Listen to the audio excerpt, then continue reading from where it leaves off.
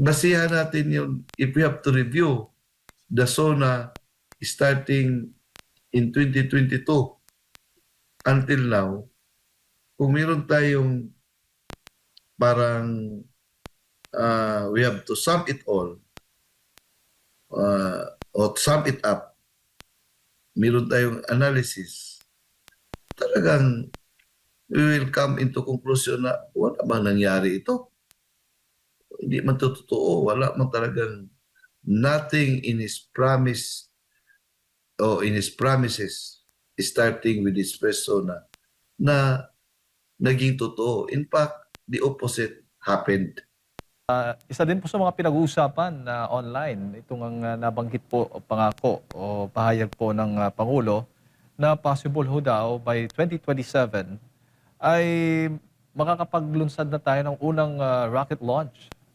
Itong ating bansa. Ano ho masasabi po ninyo? I think that should have been spoken coming from a very rich and powerful country na mayroong excess money. Imagine mag-rocket launch tayo into space. It entails so huge amount of money na mas kailangan natin gamitin para sa ating basic needs. So, para sa akin,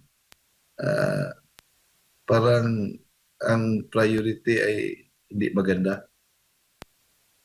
Dapat, as I said, that should have been a wish of coming from a very rich and powerful country which has so much excess resources to think about rocket launching in space. Attorney, may buntag si Admar po ito. Meron pong nabanggit ang ate ng Pangulo, no, na hindi rin dumalo sa SONA ng kanyang kapatid. Ang sabi niya dito, kasi naalala natin last year na SONA, ang tumatak siguro na linya sa kanyang SONA ay mahiya naman kayo. Yeah. Pero pinuna ito ni Senator Amy Marcos, sabi pa nga niya dito sa last na bahagi ng kanyang statement, anyari na sa mahiya naman kayo, iligtas pa rin naman ang mga walang hiya. Attorney, ano masasabi niyo po rito? Yan ang observation ng kanyang kapatid. If I were the presiding officer, that observation is noted. Opo, pero kapansin-pansin po na ang mga sinasabi niyang nakulong doon ay iilan lang naman po, no? At hindi naniniwala ang taong bayan na wala doon sa kanyang mga nakaharap sa mga nakalipas at kasalukuyang SONA ang involve dito po sa skandal ng flood control po, attorney. Nakikita niyo po ba na wala nang pag-asa para may mapanagot pa dito at parang tila napipilitan na lang siya na mabanggit yung kapangalan ng kanyang pinsan kasi ito yung patuloy na nababasa at naririnig ng mga komento ng ating mga kababayan, attorney? Kaya nga, itong nangyari na unprecedented, historic na pangulimbat sa ating kabanang bayan, hindi ito mangyayari kung walang grand conspiracy from the top. So, it talks about budget. So, yung budget process, mga malalaking highest officials of the land are the ones doing it, galing sa proposal, yung doon sa discussion sa House of Representatives at saka sa Senate, doon sa BICAM, hanggang sa signing ng bill, hanggang nagawa yung General Appropriations Act. So, if the corruption is based on the General Appropriations Act, natural, who are the participants of this document? who are the signatories of this document. So, ito talaga ang mga persons of interest. If I were to follow or uh, if I were to parang sundan ko yung statement ni Director Matibag, sila ang persons of interest nito, yung mga nag-sign ng ating GAA. So, if there is going to be a serious masabi natin na totohanan talaga na investigation, you cannot spare one of the signatories of this document. Ang problema, involved ang presidente. Now, in order to parang come up with the result, so they have to find a full guy. So, they have chosen the speaker na parang na-stereotype din na closely associated with that project, with that grand conspiracy. Pero hindi yan magawa ni speaker kung wala ang presidente. In fact, before the General Appropriations Bill will be signed by the President, dadaan pa yan ng masusing review ng Office of the President mismo, yung mga tauhan niya. So, imposible naman na hindi malalaman yun kung mayroong mga isinama doon na hindi gusto ng Presidente. Now, just like what former President Duterte did, there was a budget na hindi malayong-malayo doon sa kanyang NEP, nung National Expenditure Program. He vetoed a huge amount of that project na nangyari yun. Pero walang veto na nangyari. May veto man, pero parang kung anong pittance lang. So, my point is, people cannot really be convinced that there is really an honest to goodness investigation. Kung si Speaker lang, pero tingnan mo yung kaso ni Speaker, I do not wish Speaker to be sent to jail. Ang ibig kong sabihin, kung anong treatment niya doon sa mga kalaban, kahit na walang basihan, tingnan mo kay Senator Rodante Marcolita, paano maging plunder yung hindi naman public funds? Malaki talaga yan na legal issue. And yet, probable cause was immediately, quickly established that led to the issuance of the warrant of arrest. Pero kay Speaker, dadaan pa sa preliminary investigation. So, magsabit pa si Speaker ng counter affidavit. It will take a long time. Baka dyan pa lang na level, ma-dismiss na ang kaso for insufficiency of evidence. Kasi ang defense ni Speaker dyan, simple mo lang. I am not involved of the execution of the project. Kasi lawmaker mo lang ako. Hindi man kami nag-implement yan. Now, kahit na alam natin na kasama sa implementation, pero sa mga documents dyan, hindi naman yan lalabas yung mga pangalan nila. Kasi iba naman na departamento ang mag-execute, the executive branch. So, kung pagbabasihan natin yung evidence, yung rules natin, pwede si Speaker ma-dismiss ang kaso na yan kasi he is not involved in the execution of the project.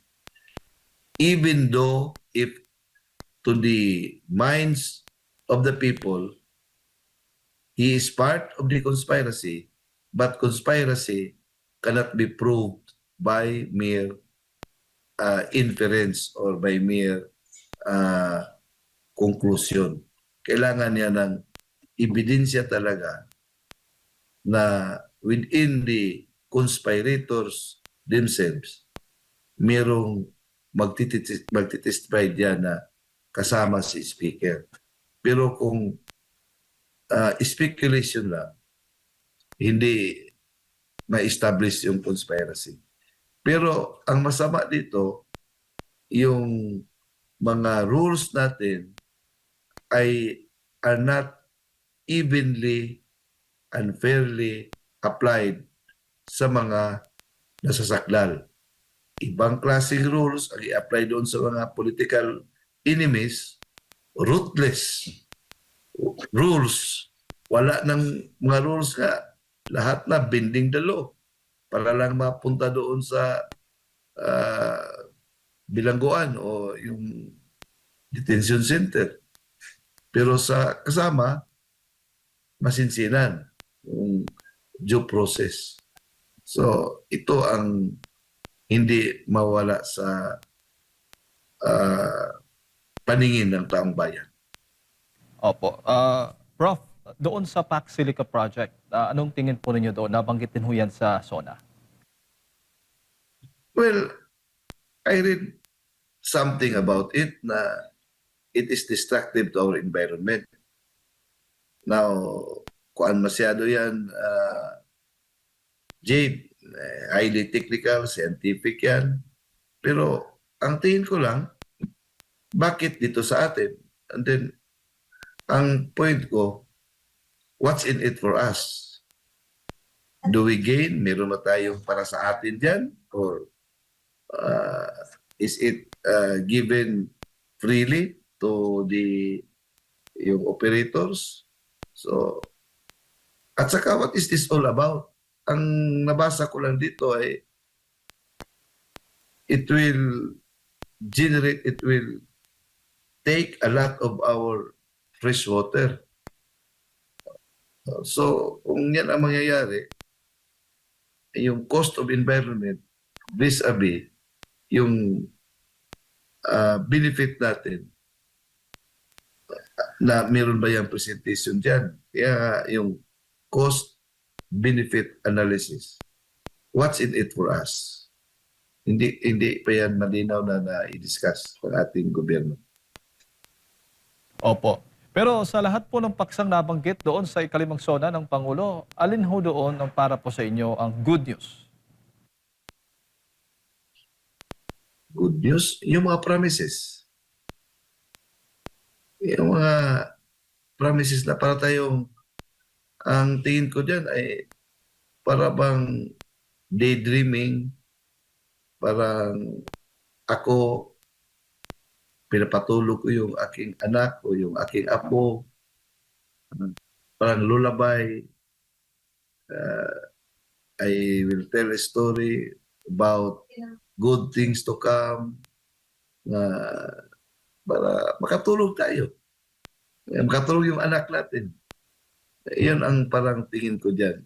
It's all about good words, yung parang dinala tayo sa isang magandang imagine world para makalimutan natin yung katotohanan. So, hindi naman talaga ma-deny na magaling magsalita si Presidente. So, yun, after that, ang tanong, ano ba ito? Yung magising tayo, ano ba ito? Realistic ba ito? Ano ba ito? Magagawa ba ito? Ma-improve ba yung kabuhayan natin? Tulad talaga naman, hindi naman yan magic wand yung SONA na pag magsabi, agad-agad meron. Pero ang SONA kasi, you are telling the nation what has this administration done during the last years at saka yung preceding year. As what has the administration achieved yung vis-a-vis yung pangako niya last year. Ito ang nangyari. I promised you na dito tayo pupunta. Ngayon, nandito na tayo. Ngayon, I will promise you again, my dream is to bring you to another level. Meron yang parang credibility kung yung mga previous State of the Nation address ay natupad. Pero kung basihan natin yun, if we have to review the SONA starting in 2022 until now, kung meron tayong parang we have to sum it all or sum it up, meron tayong analysis, talagang we will come into conclusion na wala bang nangyari ito. Hindi man to totoo, wala man talagang nothing in his promise o in his promises starting with his persona na naging totoo. In fact, the opposite happened. Yung mga malalaking corruption ang nangyari. Dapat, kung may nangyari na corruption, yung sabi niya mahiya naman kayo, dapat by this time, yung mga walang hiya ay nandoon na sa bilangguan, nandoon na sa bilibid. Yan ang maganda sana. Yung follow through, yung kanyang parang galit outburst noon. So, kung tanungin natin, ano na nangyari? Walang nangyari kasi wala namang truth to goodness na investigation. Opo. Kung tingnan natin yung Blue Ribbon Committee, nakita naman natin how it is being covered up. Yung ombudsman, nakita naman natin na pinipili yung pinapailan ng kaso. In fact, ngayon, meron namang effort to bring down Senator Alan Peter Cayetano. Ang layo naman yung Taguig na alleged ghost projects. Nandiyan naman dapat yung nauna na may mga ebidensya na inisintabi. Pero nag-focus na sa isang I don't know bakit ngayon lang yan. Kung mayroon mang ghost projects sa Taguig, dapat umaalis nga na yan. Pero dahil kalaban, talagang hinahanapan ng paraan. Doon nag-umpisa yan sa 2019 Southeast Asian Games, pero hindi na pwedeng ituloy yun dahil masama man si Secretary Vince Dizon. So, nag-iiba doon naman sa Pasig. I'm not defending Senator Alan Peter Cayetano, pero makita natin yung selective talaga, ever since selective persecution. So, kung may mga trophy, may mga accomplishments sila, gusto lang accomplishments at the expense of their political enemies. Na mas, kung may kasalanan man, mas hindi yun ang parang karumal-dumal as compared to the sins and the betrayals sa ginawa ng kanilang mga kasamaan, including those who are on top. So, this kind of uneven at saka yung unjust na treatment ay, as I said, hindi mawala sa paningin ng tao. Kaya makita mo talaga, surveys do not lie, numbers do not lie. So, yun, naging negative yung kanyang trust at saka approval rating kasi parang hindi na mabula yung mga taong bayan. Opo. Siguro, Prof, huli na lang. Paano ho ba ninyo bigyan ng grado ang SONA report? Itong SONA ng Pangulong Bongbong Marcos Jr. Kayo na lang siguro, Jade, at saka Admar. Opo. To Santos on my part to make a grade. Yung grade na ibigay ng karamihan ng taong bayan, I join and I concur. Yun na lang. Opo.